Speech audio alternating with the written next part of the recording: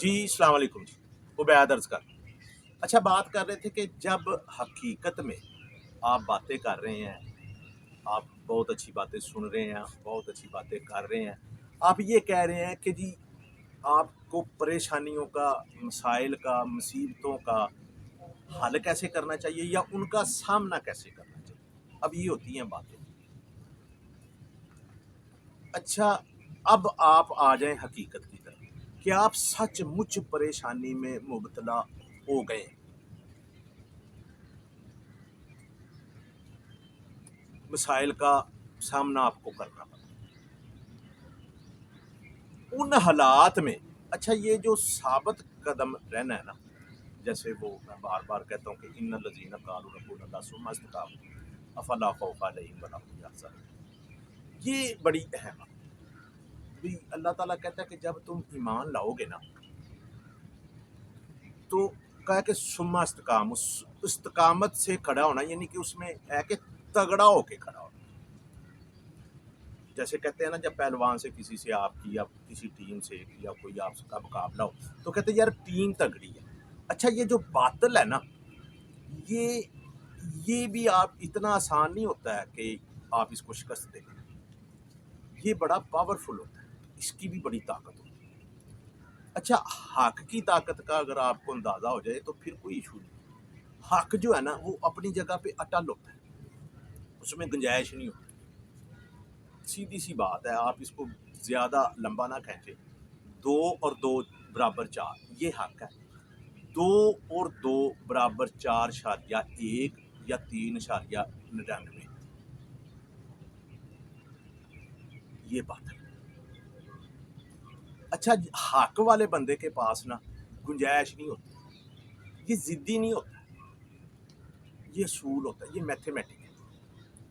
یہ جو کائنات چل رہی ہے نا، جو اللہ تعالیٰ نے بنائی ہے، یہ میں سائنسی بات کر رہا ہوں، یہ ایسی بات نہیں ہے کہ ویسی کر۔ یہ جو بنائی ہے یہ حق ہے، یہ جو کائنات ہے اللہ تعالیٰ نے اس کو بنایا ہے، یہ حق ہے۔ اچھا یہ حق کتنا ہے؟ اس کے جو سسٹمیٹکلی چلنے میں، یعنی کہ جس طرح یہ چل رہی ہے، سورج کا نکلنا، غروب ہونا، چاند کا نکلنا، سارا کچھ 1 سیکنڈ کے 1 اربویں حصے کا اس میں فرق آ جائے نا تو یہ اسی ٹائم ضائع ہو، ڈسٹرائے ہو جائے، ختم ہو جائے۔ یعنی کہ حق اپنی جگہ اتنا اٹل ہوتا ہے کہ اس میں اتنی بھی گنجائش، یہ میں 1 اربواں حصہ جو کہہ رہا ہوں نا، یہ میں اپنی طرف سے نہیں کہہ رہا ہوں، 1 سیکنڈ کا 1 اربواں حصہ یہ سائنس کہہ رہی ہے۔ آپ ریسرچ کر لینا تو آپ کو یہ مطلب کہ یہ سائنس کہہ رہی ہے، سائنسدان کہہ رہے ہیں کہ یہ کہ اتنی پرفیکشن سے بنی ہوئی ہے اور اس کی کنٹینیوٹی اس طرح چل رہی ہے کہ اگر اس میں اتنا فرق آ جائے تو یہ ٹوٹل لاس ہو جائے۔ اگر آپ حق پہ ایمان لے اور اس پر کھڑے ہو جائیں تو پھر آپ کو تھوڑا بہت پریشانیوں کا سامنا کرنا پڑے گا۔ جب آپ سامنا کریں گے نا تو تکلیفیں آئیں گی۔ اچھا اگر آپ حق پہ ہیں نا تو وہ تکلیفیں آپ کو پریشان نہیں کریں گی، وہ ایک کرائیٹیریا ہوتا ہے، وہ ایک وقت ہوتا ہے۔ 24 گھنٹے مصیبتیں نہیں رہتی، 24 گھنٹے پریشانیاں نہیں رہتی ہیں، ہر وقت نہ پریشانی رہتی ہے، نہ مصیبت رہتی ہے، نہ کوئی پریشانی رہتی ہے۔ یہ بڑی اہم بات ہے، یہ کچھ وقت کے لیے ہوتی ہے۔ اگر تو آپ حق پر ہیں اور اس کو آپ سہ رہے ہیں تو زیادہ سے زیادہ کیا ہوئے گا کہ آپ کی جان چلی جائے گی، آپ کا مال کا نقصان ہوئے گا یا آپ کا اولاد کا نقصان ہوئے گا۔ نقصان تو وقتی طور پہ ہوگا، جیسے اب ایران کا ہوا کہ ان کے فوجی مرے ہیں، جرنیل مرے ہیں، تو مطلبی سائنسدان بھی مرے ہیں۔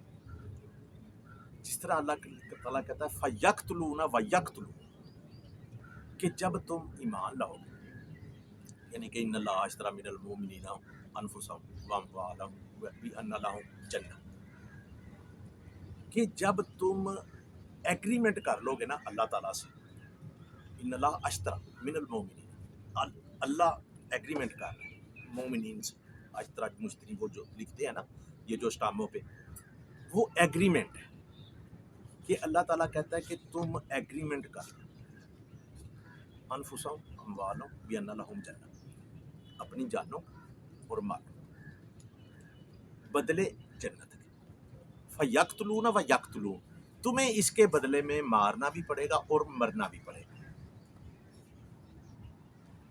اچھا وہ کہتا ہے کہ جی وعدہ، میں وعدہ کرتا ہوں تم سے کہ تمہیں اتنا کچھ ملے گا کہ جو تمہارے تصور میں بھی نہیں، اور ملے گا کیسے؟ یہ جو ایگریمنٹ ہے اس پر امپلیمنٹ سے۔ اچھا اب اللہ تعالیٰ یہ کہتا ہے کہ یہ جو چیزیں میں تم سے مانگ رہا ہوں، تمہاری جان، تمہاری مال، تمہارا مال، اچھا یہ ضروری نہیں ہے کہ یہ ہر وقت ہی میں جی آپ سے آجو جی جان نکل گئی ہے، قتل ہو رہا ہے، ہر وقت قتل کر رہے ہیں، نہیں نہیں۔ اس نے کہا کہ جب اللہ تعالیٰ فرماتا ہے کہ جب ضرورت پڑے گی نا تو اس کی راہ میں یہ تم قربان کر دیں جب ضرورت پڑے گی۔ اچھا اس نے کہا کہ دیکھیں یہ چیزیں میں نے ہی تمہیں دی، یہ میں وہی چیزیں مانگ رہا ہوں جو میں نے تمہیں دی ہیں، تو بہت زیادہ پرافٹ کے بدلے پہ مانگ رہا ہوں، لیکن اگر تم یہ مجھے نہیں نہ دو گے تو پھر بھی کوئی مسئلہ نہیں ہے۔ کہتا ہے یہ پھر بھی میری طرف ہی آ جائیں گی، ذرا تھوڑا سا ٹائم ادھر ادھر ہو جائے۔ اگر آپ مصیبت کے ٹائم پہ یہ سوچیں، یہ کریں، یہ ایمان لائیں تو پھر استقامت آتی ہے، اس میں استقامت چاہیے۔ اور اگر یہ آپ ایمان اس استقامت کا لے آئے نا تو یہ اپنے اندر خود ایک ہر حالات میں ایک طمانیت بخش کہ ہر حالت میں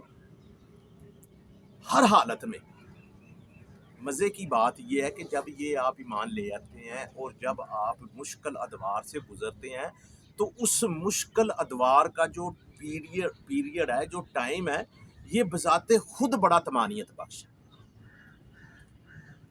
تگڑے ہو کے زندگی گزارے، مضبوط ہو کے، یہ کمزوروں کا کام نہیں ہے۔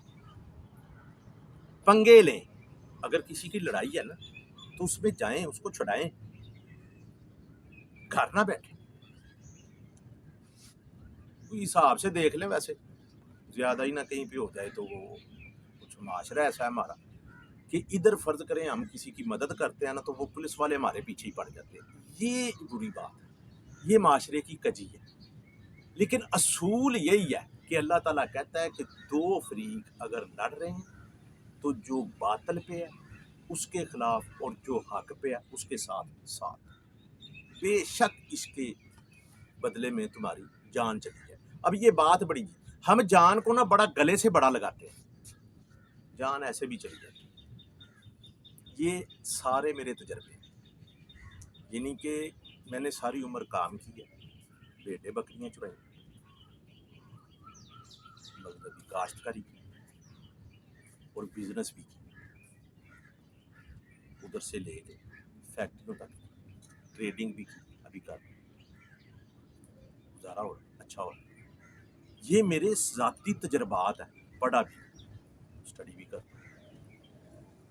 اس طرح ہوتا نہیں ہے، ہر انسان کے ساتھ اس طرح ہوتا نہیں ہے بھائی، ہو سکتا ہے اتنا مضبوط نہ بھی ہو انسان، کچھ نے ایسے حالات میں زندگی گزاری ہوتی ہے کہ وہ ایسے ہی ہوتا ہے، وہ کیا کہتے ہیں نا ممی ڈیڈی، تو ان کے لیے پھر زندگی مشکل ہو جاتی، ان کے لیے زندگی مشکل ہو جاتی۔ جو پرانے بادشاہ تھے نا جنہوں نے اپنی سلطنتیں قائم رکھنی تھی تو وہ اپنے بیٹوں کو، شہزادوں کو وہ محلوں سے باہر بھیجتے تھے، پہاڑوں پہ، صحرا میں، جنگلوں میں تربیت کے لیے۔ جیسے یہ آپ یہ دیکھ لیں نا، ادھر یہ جو کاکول ہے ہمارا ٹریننگ سینٹر، تو ادھر یہ جو لڑکے ہیں یہ افسروں کے، اچھا یہ جو جنرل کرنل بنے ہوتے ہیں نا، جو ان کا جو وہ میرے دوست ہیں، بریگیڈیئر ہیں، جنرل ہے، تو وہ کہتے ہیں کہ یار ہم جب آتے ہیں نا ادھر کام پہ تو پھر ہم وہ کیا کہتے ہیں آرام پرست ہو جاتے ہیں، سہل ہو جاتے ہیں، سہل انگار. کہتے ہیں جو ہماری تربیت ہے نا وہ بڑی سخت ہے، اس میں وہ ہمیں بڑا بندہ بنا دیتے ہیں. اس کو سیام کہتے ہیں. اللہ تعالیٰ کہتے ہیں یہ ہر ایک پر فرض ہے. تو ہمیں یہ چاہیے کہ ہم تگڑے ہوں. یہ اصل میں یہ تربیت ہوتی ہے، یہ والدین نہیں کر سکتے. والدین کو تو اولاد بڑی اچھی لگتی ہے، وہ تو تکلیف میں دیکھ ہی نہیں سکتے. تو قدرتی ہو جائے نا کہ حالات ہی ایسے ہیں. والدین کہتے ہیں جا کے روٹی کما کے لیا. 6 7 8 سال کے 10 سال کے بچے کو بھی کہہ دیتے ہیں کہ جاؤ لے کے آؤ. تو وہ اس کی تربیت تو پھر وہ خود ہی ہو جاتی ہے. بھوک جو بڑی، یہ جو بھوک ہے نا، یہ بہت بڑی تربیت ہے. یہ بندے کو بڑا کچھ سکھا دیتی ہے. اگر بندہ تھوڑا سا جد و جہد کرنا لگا تو پالش ہو جاتی ہے. کئی دفعہ نہیں ہوتا ہے، وہ کرائم میں کرمنل بن جاتا ہے. اور اگر وہ کیونکہ تربیت نہیں ہوتی ہے، بھوک ہے، تو وہ کرائم کی طرف آپ کو لے جاتی ہے. تو بڑے مسائل بن جاتے ہیں. حالات جب برے ہوں، مصیبت آپ پر جب پڑی ہو، پریشانی بنی ہو، تو اس وقت دماغ کو قائم رکھنا اور سوچنا اور حق پر ڈٹے رہنا، یہی زندگی کی کامیابی کی ضمانت ہے. جی، السلام علیکم.